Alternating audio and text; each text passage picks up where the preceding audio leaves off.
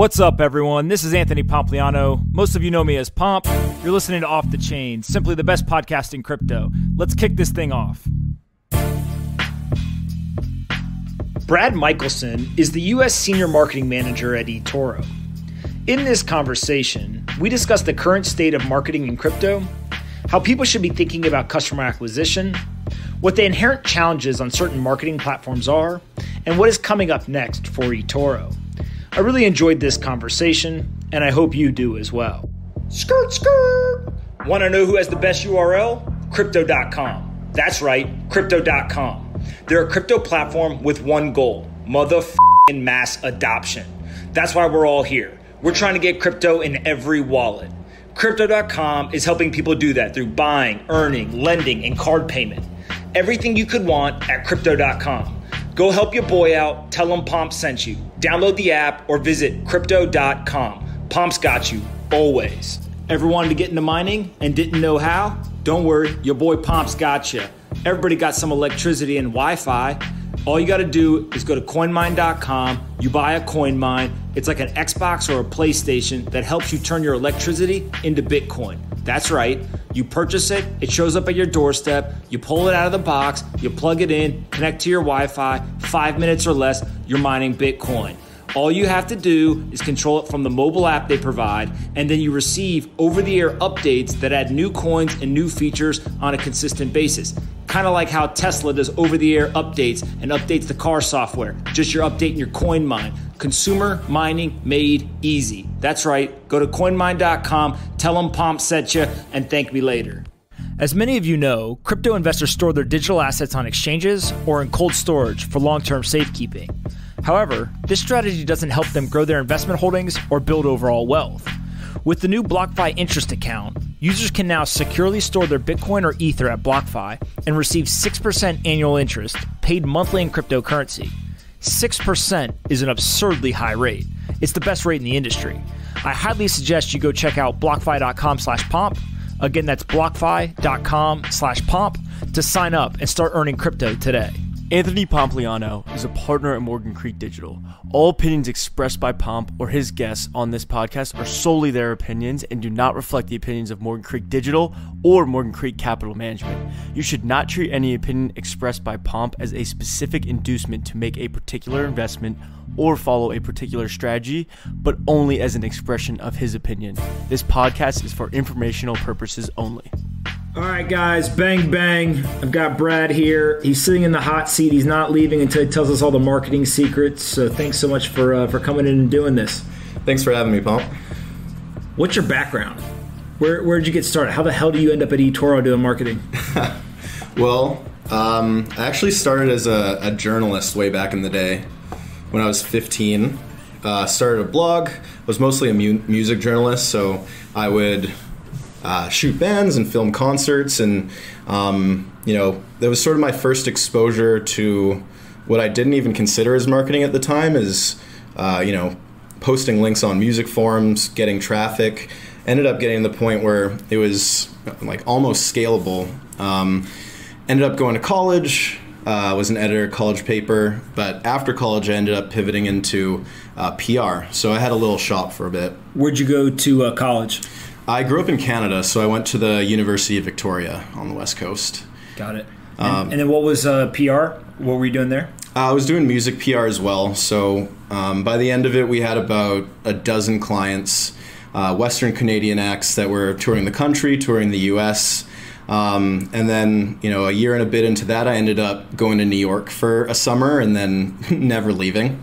What brought you to New York?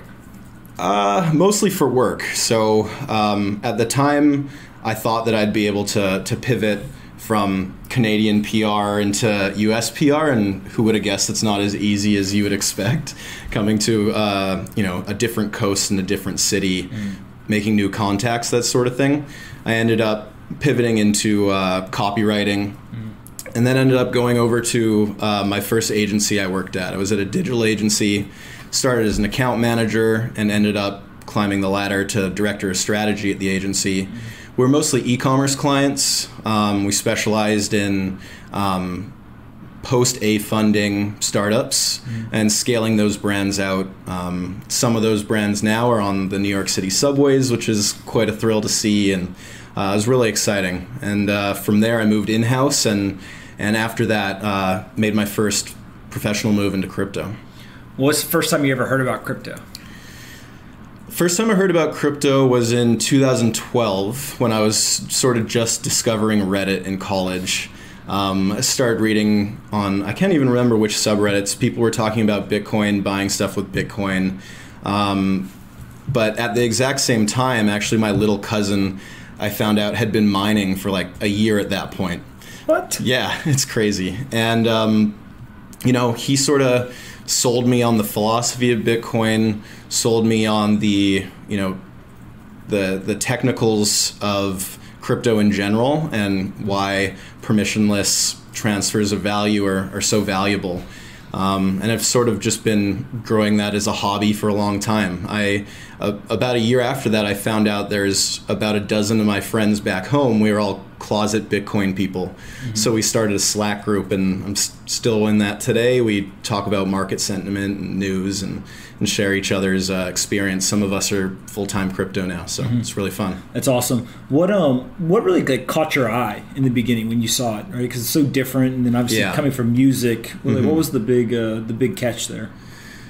I think the first thing for me was, like I sort of alluded to before, is permissionless transfers of value. So the first use case that really stuck with me, and honestly still is what I think about the most, is remittance payments, cross-border payments, being able to transfer value from one country to another for pennies almost instantly.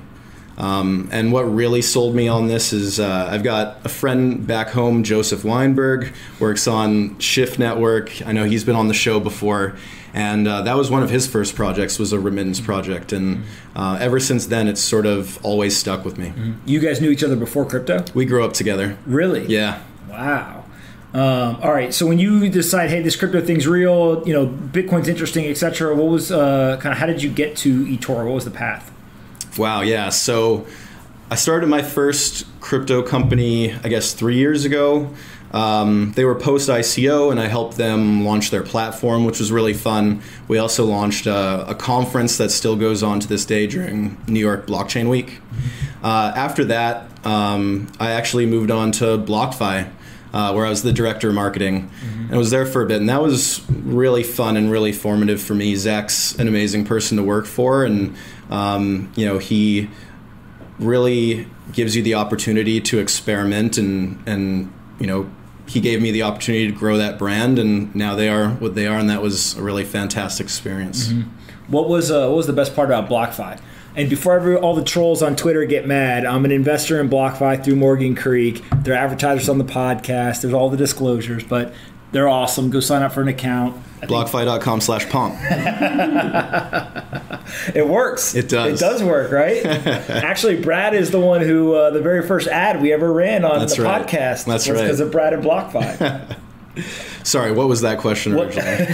Just keep saying BlockFi.com/pomp. That's right. But what kind of caught your attention about going to work at BlockFi? Was it the team, the product, just you wanted to go more full-time into crypto? Yeah. What really convinced you? That's a great question. I mean, I only do great questions on the podcast. Come on. At that point, I was 2 feet into wanting to take on crypto as a career. I'm not a trader, so that's not really my angle.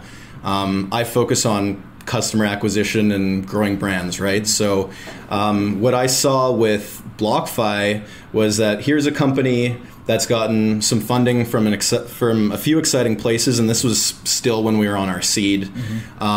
They're not an ICO company, which was something that I personally wanted to avoid going forward.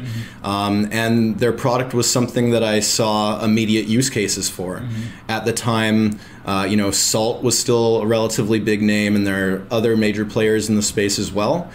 So that was the original draw. And then, once I started talking to Zach about his vision for the long term, there's a lot of really cool things that they have in their pipeline. Obviously, we launched the BlockFi interest account last year, which has been really exciting, and that's still growing rapidly. I use it myself. You guys should probably go use it as well. I use it too. No financial advice, but I use it as well. Exactly. So yeah, that was a really cool experience for me, and a lot of best practices setting there, and yeah. Got it. And then you moved over to eToro earlier this year. What was that like? That was a really cool experience. So after speaking with Yoni, our CEO, and speaking with Guy, who's our MD of the US business, I was sold pretty quickly on the company. We've been around for 12 years. We have 11 million users on the platform. If you go to London right now, eToro's on all the cabs. We sponsor 6 Premier League teams. So it was a little bit of stepping into a pedigree, which was really cool. Mm-hmm. But on top of that, eToro has obvious differentiators in the market. Mm-hmm. The social trading features, the copy features. I just saw a really big opportunity in that, and it's like working in a startup environment, because there's like 20 people in our office, but we have the infrastructure of a very large organization. Yeah. What does eToro do? I think a lot of people see the advertising. Maybe we should start with that. What exactly does eToro do? All right, so eToro is a social trading platform. What is that? Is that some bullshit Yoni made up? So, by the way, disclosure: we are investors in eToro through Morgan Creek. Go ahead. So, to put it most basically, we have a number of features on the platform that it's more than just your normal spot buy sell, right? So, the most basic part of the social features are that every asset on the platform has a social feed. Globally, we have over 2,000 assets. Mm-hmm. In the US, we're crypto only right now, with equities coming next year. Mm-hmm. So you click on Bitcoin, you see the social feed. People are posting market sentiment, they're posting charts. We have pretty advanced charting features on the site. Competes with what TradingView does, for example. Yep. But on top of that, you can click on people's profiles. Mm-hmm. You can see their entire portfolio broken down by percentages, as well as their cost bases over time, which is really exciting. Mm-hmm. And actually, so this is like Twitter, where people are like, "Oh, I'm so smart. Look at my TA." You can click on their profile and be like, "You're down 40%." I would just, maybe not show the charts and worry about making money instead. Yeah, that's right. So that's a really big part of it. Mm-hmm. And we've got these copy features, which are really exciting. So a couple weeks ago, we launched this new copy portfolio through a partnership with a company called The Tie that I think a bunch of people probably saw on Twitter. What The Tie does is they have access through a third party to the actual fire hose of Twitter. Mm-hmm. So they ingest like 850 million tweets a day from crypto Twitter. Mm-hmm. They cut out the spam, they score the tweets, and they basically produce signals for prop traders. Mm-hmm. And they generate their yield off their trading strategies. Mm-hmm. So what we did with them is we partnered, made a light version of their signal strategy, and we launched that publicly for eToro users around the world. Got it. And how does the copy trader functionality work? Right. So Copy Trader is sort of a parallel feature that actually allows you to copy all the trades of other traders, and that happens automatically on your account at the exact same price that they execute at in real time. Mm-hmm. That is probably our most popular feature globally, and that's actually launching in the US on October 29th. Got it. And so really, this is, if you have an account and I think that you're smart, I want to follow you, I can say, hey, just copy what Brad does. If you own, if you're in Europe and you own Apple stock and you sell your Apple stock, then it would sell it in my portfolio as well. If you then took that money and you bought some other, we'll say Bitcoin, then it would buy Bitcoin in my account as well. It just literally mimics exactly what you're doing in real time.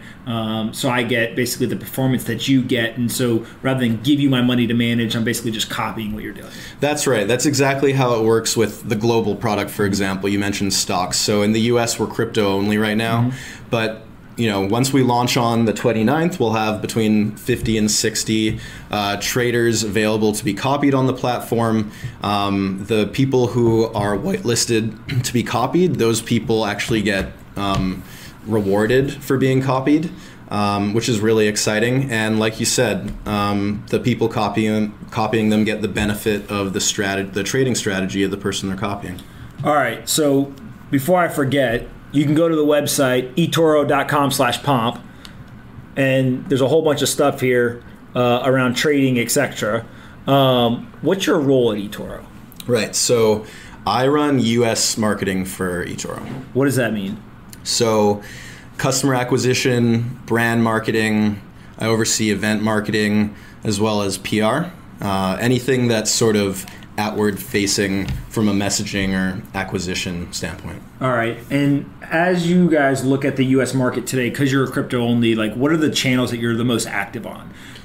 Yeah, so that's a really good question. So on a social side of things, we try to be really active on crypto Twitter, right? You know, that's sort of the holy grail. That's where we all spend most of our time. So we're developing, and maturing a program to spread the word for eToro on there.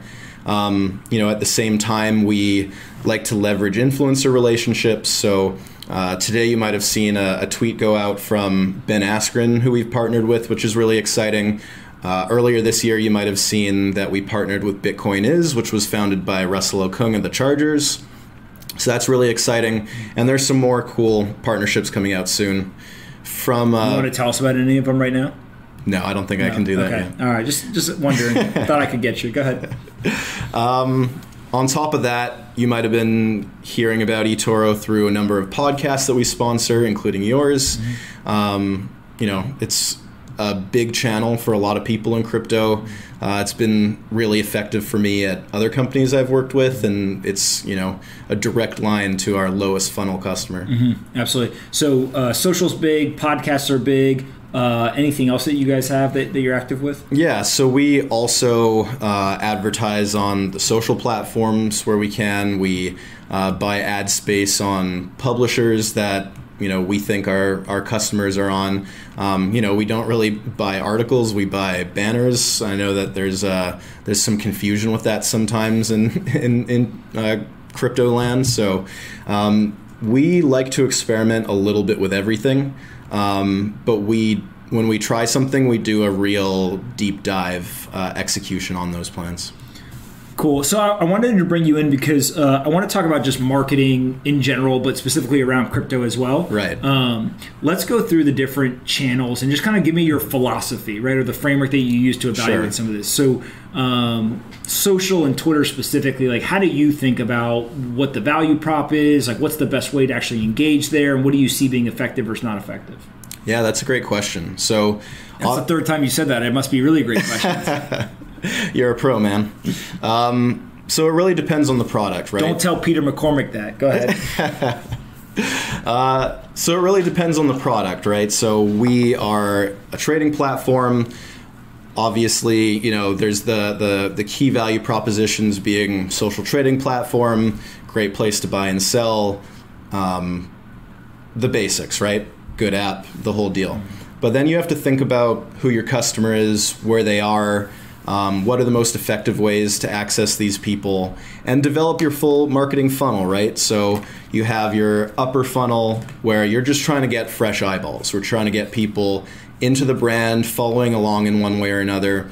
These are typically through social media, working through affiliates, banner ads, sponsoring newsletters, that sort of thing. And then you've got your medium funnel where you're engaging with your customers directly who reach out to you on social media, on the platform itself. You're leveraging them to promote your brand further through things like refer a friend programs. You're hitting them through email marketing. There's a million different things to hit on this funnel. And then you've got sort of your lower funnel where you're worried about conversion. So we're investing quite a bit in optimizing our website funnel, our customer acquisition funnel, and just making it as smooth as possible for people during the onboarding process. Got it. Top of the funnel, what have you guys tried that hasn't worked? Or even if it's not an eToro specific thing, just Like, what are things that you think might be a misconception in marketing that you're like, oh, that seems to be a top of funnel thing, but is actually not nearly as effective as people think? I think that posting memes on crypto Twitter are not as effective as some people think. Why? Twitter is so fleeting of a platform that that although sometimes you're winning a little bit of mind share, you're not actually selling people. Not selling's not the right word, but you're not endearing themselves to your brand. So sometimes that's a liability, but none of these things are like existential truths, right? Sometimes things don't work, some things do work. Sometimes an ad campaign that you put all over the subways and train stations, whatever, doesn't work in the immediate term, but it's an investment for a long-term strategy that will actually pay off 10 months later. Yep. So I don't know if there's one specific thing that straight up doesn't work. It's all contextual and it's all timely, you know? Yeah. And do you feel like you can try to script like the customer journey where you're like, hey, we know we need to hit a customer 6 or 7 times with different messages on different platforms and then they convert? Are you able to kind of in the marketing plans maybe identify or measure at that level of granularity? Or is it much more kind of, hey, you know, we ran banner ads on a website, this is how many people saw it, how many people clicked, and then we converted, but you can't really necessarily track back how many other times do they see your ads and things like that? Like what level of granularity can you actually get to? Yeah, so I mean, the objective is always to get as granular as possible, even if your strategy doesn't go through all those layers of granularity, right? So yes, you want to be as involved as possible in your customer acquisition funnel. You know, you have everything from retargeting banners that start serving the day of or the day after someone hits your website. You have you know, drip campaigns coming from email campaigns when someone becomes a lead or becomes a funded customer. So for those things, you want to be as granular as possible because there's a million opportunities to optimize.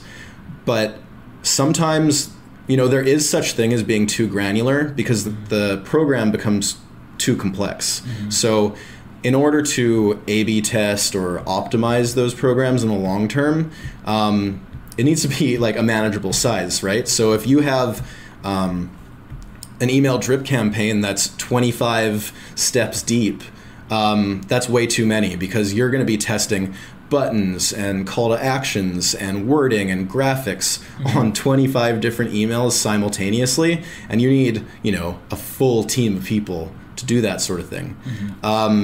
When you're talking about the sort of campaigns that you can be a little bit more high level on, there's a lot of opportunities for that stuff. So when you're doing podcast advertising, for example, these are investments in a brand, right? These aren't direct response activations.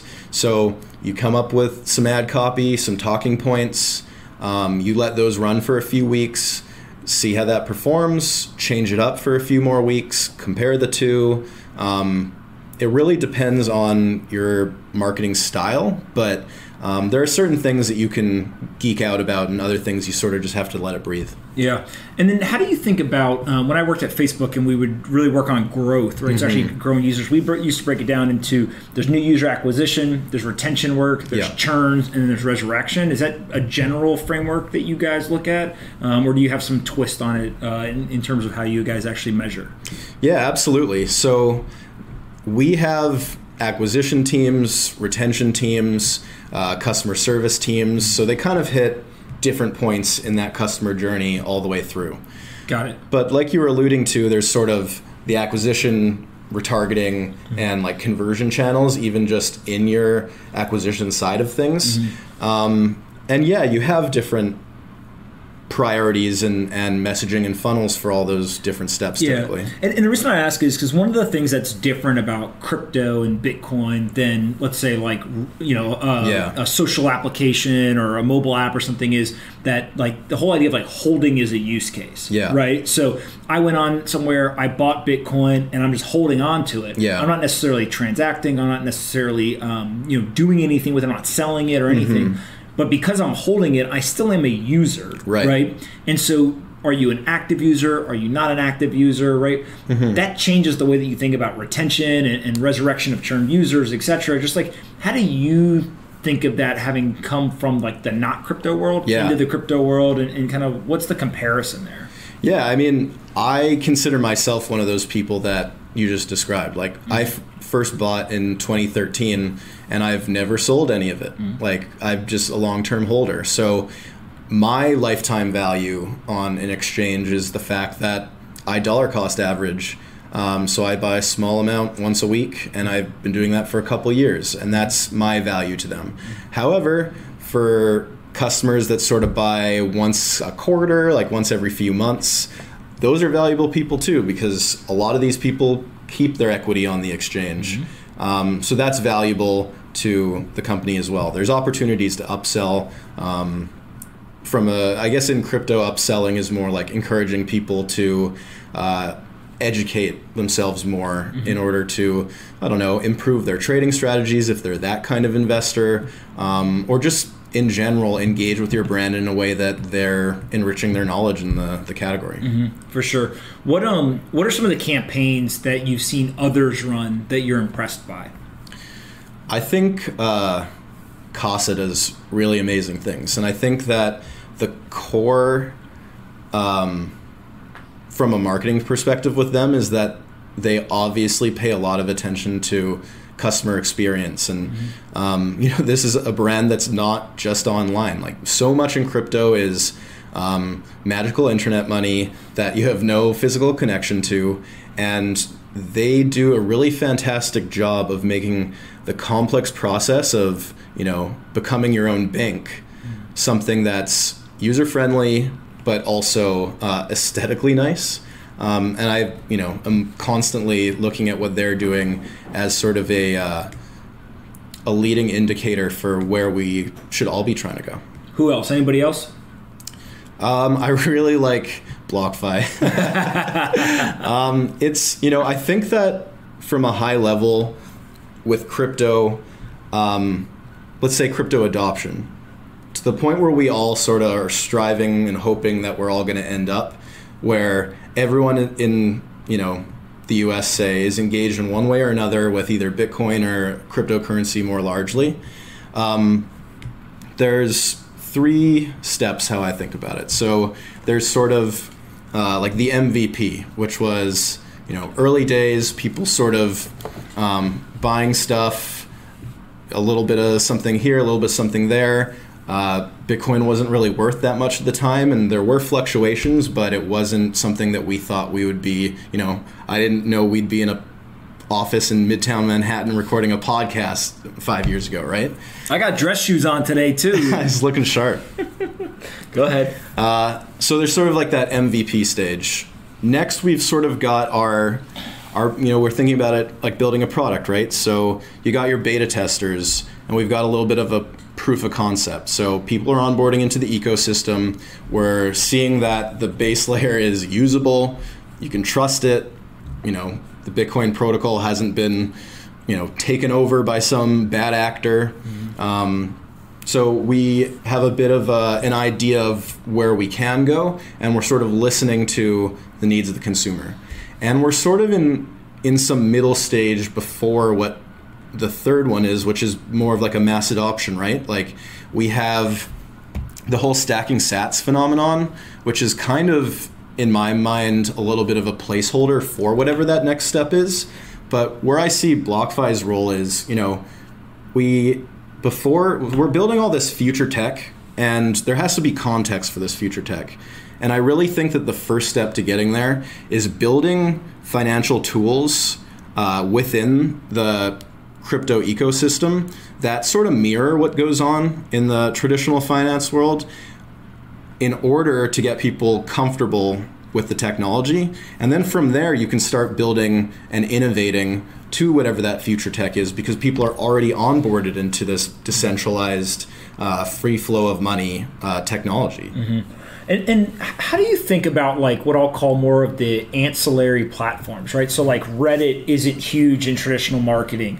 Even YouTube's not that big in, I think, a lot of traditional marketing plans. Mm-hmm. Those are much bigger in crypto. Like, how do you think about the intersection of a company like eToro that does, literally sponsors, I'll call it soccer, they call it football teams, cabs, and then also like you have to deal with these platforms that are more kind of niche. Like what do you guys think about there?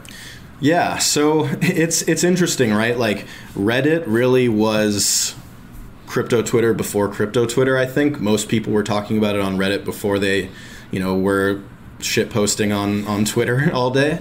That's where I discovered Bitcoin for the first time. But the flip side of it is that now Reddit, for a large percentage of the content on there, has actually been gamified by marketers. So most of the stuff that does hit the front page or hits your timeline is something that someone more than likely manipulated to get there in one way or another. And I'm not saying all of the content is, but a good chunk of it is. Their ad platform is improving over time, but is notoriously inefficient. So whether that's from a targeting standpoint or just performance overall, it's always at least been a struggle for me, and I think a lot of people would agree with that. Skirt, skirt. Want to know who has the best URL? Crypto.com. That's right, Crypto.com. They're a crypto platform with one goal: motherfucking mass adoption. That's why we're all here. We're trying to get crypto in every wallet. Crypto.com is helping people do that through buying, earning, lending, and card payment. Everything you could want at Crypto.com. Go help your boy out. Tell him Pomp sent you. Download the app or visit Crypto.com. Pomp's got you, always. Ever wanted to get into mining and didn't know how? Don't worry, your boy Pomp's got you. Everybody got some electricity and Wi-Fi. All you got to do is go to coinmine.com. You buy a coin mine. It's like an Xbox or a PlayStation that helps you turn your electricity into Bitcoin. That's right. You purchase it, it shows up at your doorstep, you pull it out of the box, you plug it in, connect to your Wi-Fi, 5 minutes or less, you're mining Bitcoin.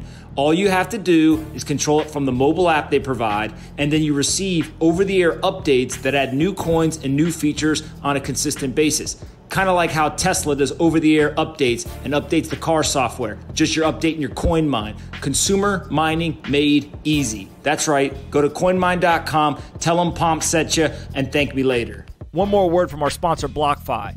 Their new interest account allows you to securely deposit your Bitcoin or Ether at BlockFi and receive 6% annual interest paid monthly in cryptocurrency. This rate actually compounds, so you receive a 6.2% APY, which is very attractive given the alternatives. So you can actually take your Bitcoin, you can deposit it with BlockFi, and get paid an interest rate of 6% in return. Go check out blockfi.com/pomp. Again, blockfi.com/pomp to sign up and start earning interest on your crypto today. So now's a good time. Disclosure, I'm an investor in Reddit. Go ahead. Through an SPV we did. Go ahead.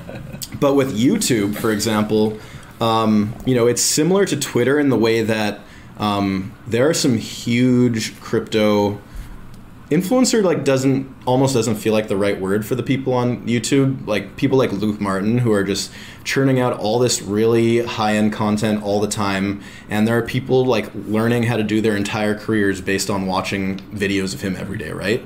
Mm-hmm. It is one of the fastest growing platforms in marketing in general, and I think people have started noticing how YouTube has really invested in their ad placements. They're blowing it up. You can do Google Shopping ads through YouTube placements now. They have banner ads on top of their actual like video ad placements, the pre-rolls and the mid-rolls and everything. So whether you're a crypto company or an e-commerce brand or whatever, spending money through retargeting or even acquisition on YouTube has to be part of your mix. Yeah. What is the not eToro, so I don't want to get into any of the confidential information, but just in your mind, like, what is the difference between traditional marketing and these social platforms from a cost of acquisition standpoint? Like, is it a material, like a magnitude difference? Is it actually not as big of a difference as people think? Just like, how do you think about I have X dollars to spend. I need to be as efficient as possible. Is it true that the online platforms are that much more efficient, or is it really case dependent on what I'm trying to accomplish and what the channel I choose is? Yeah, I mean, customer acquisition costs are actually not that much different. When you're sort of setting your flagpole based on what traditional financial firms are looking at or reported to be looking at, it's not that far off, which is actually really encouraging considering the size of the crypto ecosystem versus the addressable market of like SoFi or Wealthfront, for example. For sure. I want to play a game. I didn't tell you we were going to play this game. Okay, let's do this. I want to go through and see one for one to name every person we could think of on Twitter. First one to not be able to name somebody loses. To not be able to name somebody? Yeah. So you throw out a name, I throw out a name, and we'll see who has to give up first. All right. They have to be somebody who, there's 3 criteria. Yeah. They have to be somebody who's into Bitcoin, crypto, etc. Yeah. They have to be regularly engaged, right? And they have to have some element of being a smartass, a troll, or a shit poster. Oh, man. This is a lot of pressure. Let's do it. All right, you go first. All right, I got to shout out my buddy Cody is Fun. All right. I'm going to go with my guy Peter McCormick, the troll of all trolls. That was my next one. How about we go with Peter Schiff on this next one? All right. I'm going to go with Rhythm Trader, who responds to every one of my tweets. Great guy. And rides off into the virality, which I appreciate. You got to shout out Marty Bent. Marty Bent. All right, I'll go with his counterpart, Matt Odell. Who else we got here? Tom Shaughnessy. Tom Shaughnessy, okay. I will go with Balaji. Nice. Who should I go? Let's go with Yoni. Yoni Sia, eToro CEO. All right, well, okay, then I'll go with Zach Prince. Let's go Brian Armstrong on this one. All right, I will go with, I feel like we should call her the Queen of Wall Street at this point, Caitlin Long. Nice. Let's go Crypto Bobby. Crypto Bobby. I will go with Jim O'Shaughnessy. Almost got me. Shout out Jim O'Shaughnessy, who was one of the first 3 guests ever on Off the Chain and came on and said at least 50 times, I don't know. Let's do Crypto Randy. Crypto Randy. I will go with Jill Carlson. And I'll throw in the next one, and Meltem for what grinds my gear. Great podcast. Podcast, go ahead. Let's do... Oh, I just had it. I had a good one. No, I had a good one. I lost it. It's over. On the spot. It's over. Literally Who all are you thinking day. of? Oh, man. He really lost it. Oh, Luke Martin is what I was going to say. It's over. All right. We could have gone for a long time. We really could have. The reason why I wanted to do that is if you look at all of those people, they all have completely different roles in an ecosystem. Totally. And it's like the WWF.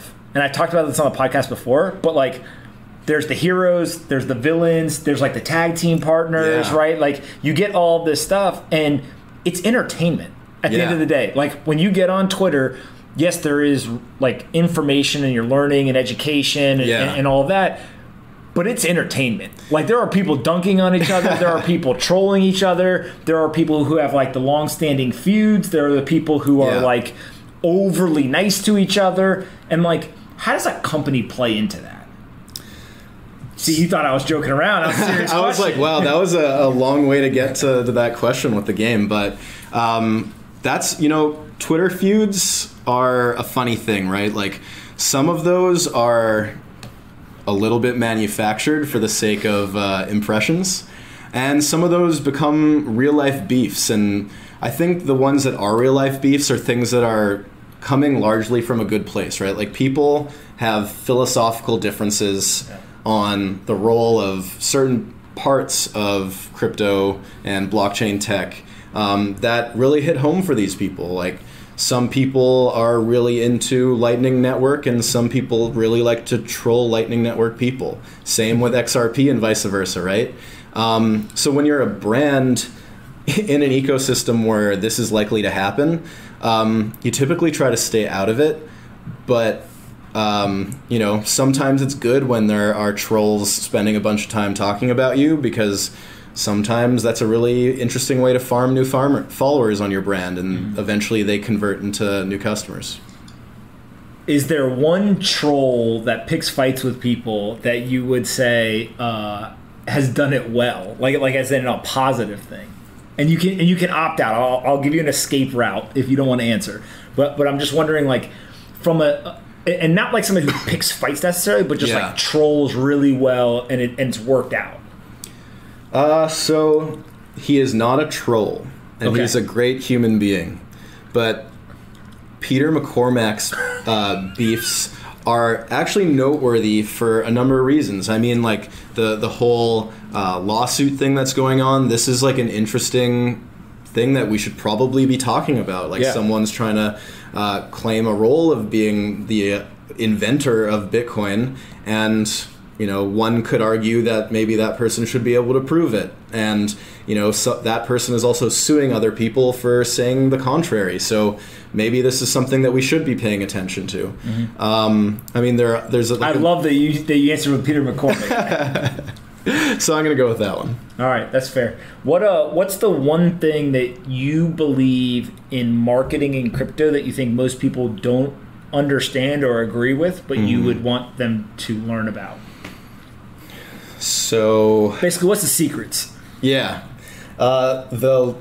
Honestly, with marketing in crypto, you got to think of it as a long game, right? Like, in a lot of ways, certain key, like, boilerplate direct response marketing things are not as effective as one would think. So if someone's coming from a direct response digital agency and is like, let's put all this crazy amount of money into AdWords. Well, if you're a small company with lean budgets, that might not be the best way to do it. Especially if you're a new company with not a lot of brand recognition. You should probably invest in something that's just going to get as many eyeballs from your market segment on your brand as possible, and then rely on your company being noteworthy enough to, acquire the press mentions, which is really, a really big part of marketing in crypto, is being able to be noteworthy. For sure. And then what do you see are the biggest mistakes that people make in that vein, right? So there's definitely the people who come from traditional marketing who maybe don't understand the nuances of crypto, but like, what are some of the mistakes that you see teams making? Yeah, I think the people that are trying to monetize memes, right? So I can't remember who it was, but someone tried to trademark like the stacking sats thing a while back, and I get it, because the claim was that they were trying to like protect it for the community, and that's what they said when they did it too, and when they presented it. But there were a lot of people that took exception to that. So the brands aren't doing that to like screw you over. They are going into it with good intentions in mind, but sometimes it's hard to anticipate what the wider community is going to try to go for. Yeah, and there was another, stacking sats was one, and there was another thing somebody tried, maybe it was Coinbase tried to... do like HODL or something like that? Was that what it was? There was some other term that people tried to trademark. And again, they were saying, hey, look, we're not going to use it in an offensive manner. Yeah. It's more defensive, but still people... Not thrilled about it. It's a tough spot. Will we see eToro in the future get into similar things like they're doing internationally? So you talked about stocks are coming at some point. Yep. What can you say about like other things you guys are either thinking about or other things that you personally would like to see you guys get into? Anything you could talk about there? Yeah, I can't get into too many details because we want it to be a surprise. There's a PR person staring at me when I ask this question. It's like being under the gun, but I asked it anyways. So what I can say is that we're just trying to offer products that people want to use. And the exchange game really is about being sticky. So that, like you were alluding to a little bit earlier, like retention is a big part of that. So when you're thinking about how to retain people, what do they want to see? What exchanges are they likely using mostly, and what are the limitations of those platforms? We think that we already have a lot of really great value propositions that compete or beat what other people are offering, but being able to not only surpass what other competitors are doing, but also be comparable with like incumbents in the traditional financial tools world. That's really important. So you see, Robinhood and all these companies trying to become non-bank lenders in the same way that SoFi's been doing it, because they're trying to acquire more customers before making that attempt to go public or whatever, right? So it's about being sticky and listening to your customer base. Got it. Before I wrap up, I always ask rapid fire set of questions. Yeah. What's the most important company in crypto other than eToro or BlockFi? Other than eToro and BlockFi, I really love the Block. The Block. Why? That's a controversial topic. I think that those guys do a really good job of contextualizing everything from big to small stories in the space that help people that are even new to crypto at least understand what's going on, right? It's really easy to get lost in a lot of the other publications. And I think that, the people over there are great and they do a really good job at what they do. What's the one regulation you would change or improve if you could? I'm not sure. No, bullshit. You got to answer. Come on. I got head shaking in my. Come on, let's go. I'm not too focused on pending legislation when it comes to crypto. Okay. I'm more focused on making crypto approachable for the average consumer, right? We put a lot of thought into the balance of, are we talking only to crypto people? Are we trying to convert what we call pre-coiners into the ecosystem? And I think that there are a lot of existing options for people that are really deep into crypto. They live and breathe it. But getting my dad into it, that's a whole challenge that I don't think anyone in the ecosystem has really cracked, really. So we're investing quite a bit in figuring out how to do that. For those that don't realize what he just did, he didn't answer the question, but that's fine. What's the most controversial thought you have in crypto? I think that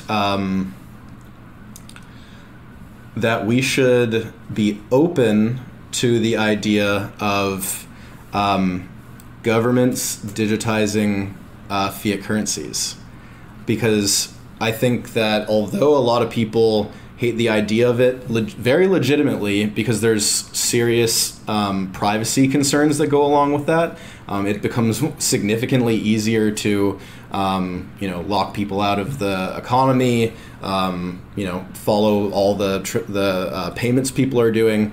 But the way that I think about it is when you introduce on that scale, and this is, this goes into Libra a little bit as well, when you're introducing people at the scale of like 360 million people all at once, or a couple billion people overseas into the crypto ecosystem, and the government is finding a way, whether you think that's efficient or not, finding a way to make that an easy enough process that people can just opt in really simply.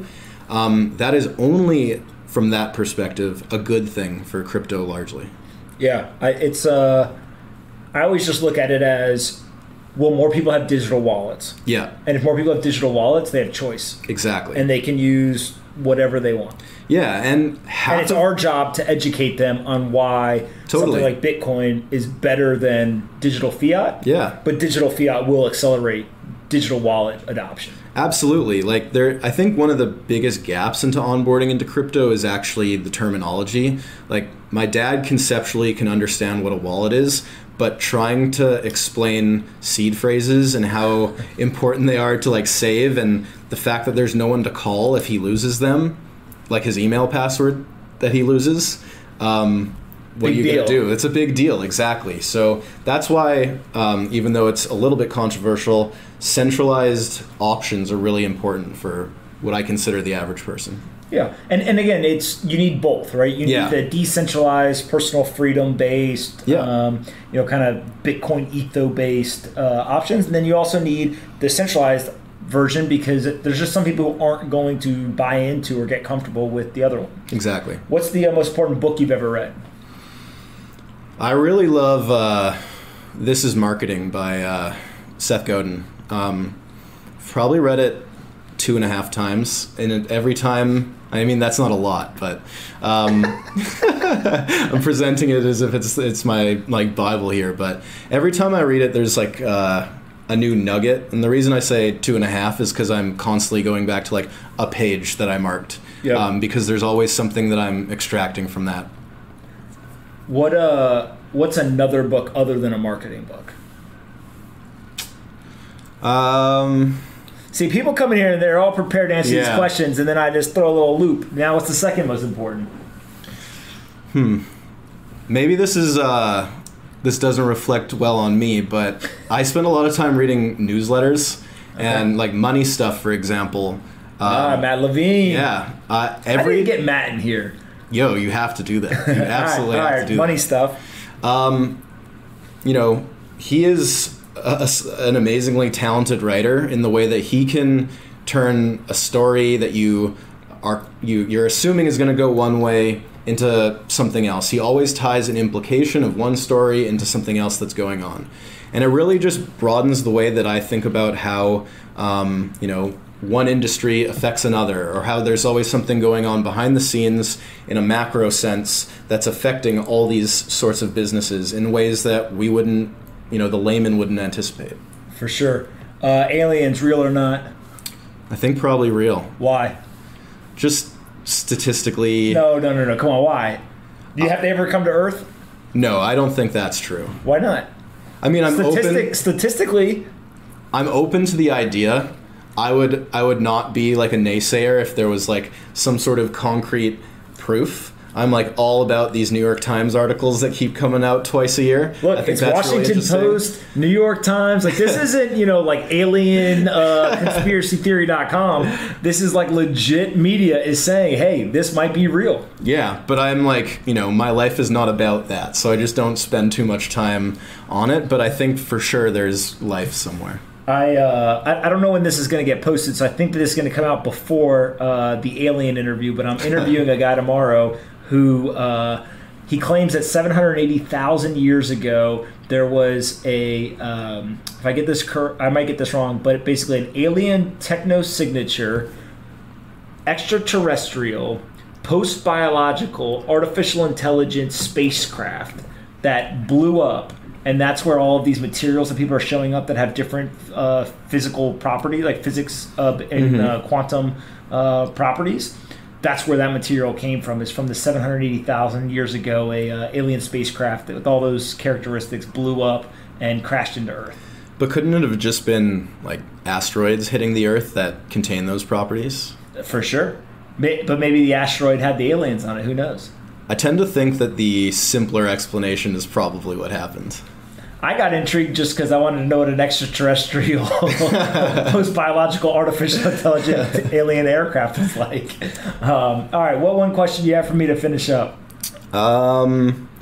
What do you think the next stage in crypto is? So when you think about the focus over the last year and a half on making products that are approachable by consumers and usable with a good UX, what is the next step? Now that we have good UXs, what's the next step?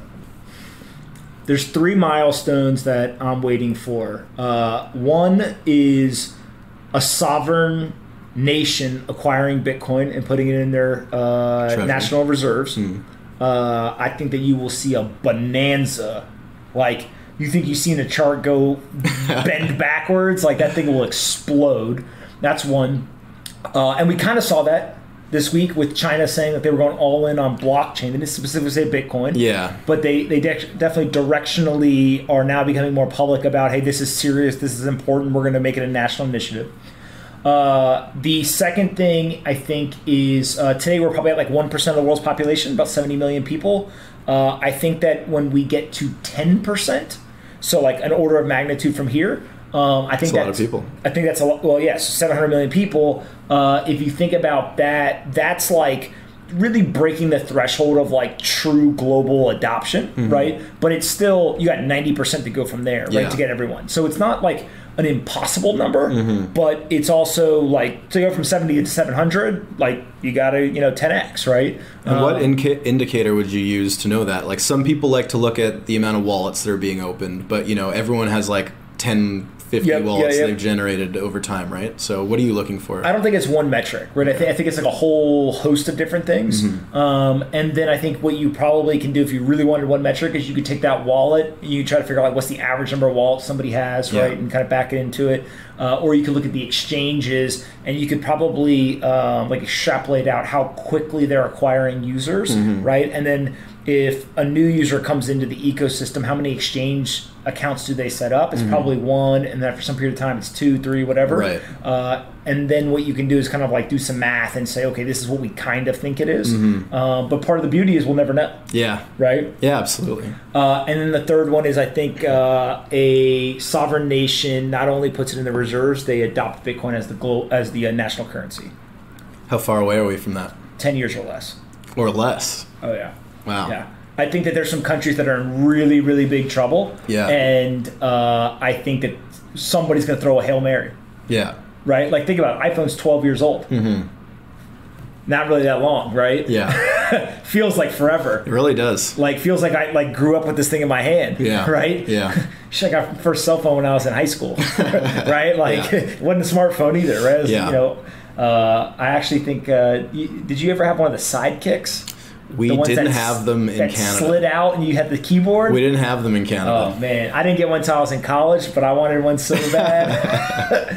But, like, if you think about it, right? iPhone's 12 years old. If you look at, today, Bitcoin is 11, right? It actually turns 11 on the October 31st from the white paper. But, like, I'll buy into the idea that in the first 20 years since the white paper gets released, one country decides. And it could be some, nonsense, small, like Hail Mary type situation.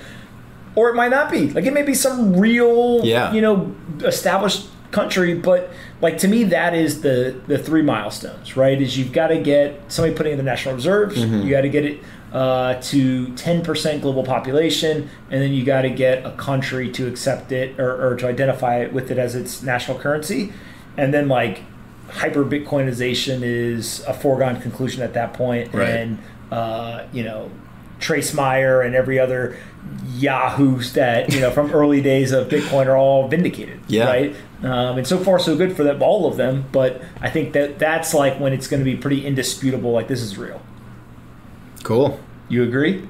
I do. 10 years or less that a country... Oh, no. So, I don't know. I think that's a debatable topic. I mean, what in your mind, what is like the impetus that they switch from their fiat to Bitcoin as their like national currency? It's like the failing of the state? No, failing of the currency. Of the currency, okay. Yeah, like their currency fails and they're like, fuck, what do? We could try to start another one, right? Yeah. Or like, let's just use this one. Like we don't have control over it, but neither does anybody else, right? Do you think that we have to see a stabilization of the price before we get to that point? It is stable. How stable? Well, if you price goods in Bitcoin, it's stable. Yeah, that's true. Bitcoin's always one Bitcoin. Yeah, I mean, it's like dollars, right? Like, technically the dollar continues to lose value every year, but $1 is $1, right. And it just costs more dollars to buy that asset. And, like, I get some people don't like that analogy or whatever, but at the same time, like, that's the same way that fiat works, right? Yeah. Is if the problem is that what you're trying to buy, you're using one currency to buy something priced in another currency. If you price everything in that currency, then you don't have the quote-unquote volatility because you're just simply buying things that are priced in the same currency that you hold. Now, it would be a big, kind of mental switch for an entire country to do that. But I think that from a top down in some countries, if the government said this is the new national currency, like, sure, I just want to get paid, man. Right? Like, I just want to provide for my family, right? I just want to live a good life. Like, the people aren't really that complicated when you think of the incentive system. And then at what point do we switch to Satoshis as our like main unit? Well, I think that's what would happen whenever whenever you switch to national currency. Is basically most things would get priced in Satoshis, just given that at that point, in the next 10 years, it's like I don't think Bitcoin's $8,500. Right? Yeah. What it is, who knows? But even today at $8,500, you want to buy a pack of gum. Like, it's not going to be, hey, you owe me, 1/10,000th of a Bitcoin. Yeah. It's definitely going to be priced in Satoshis. Right.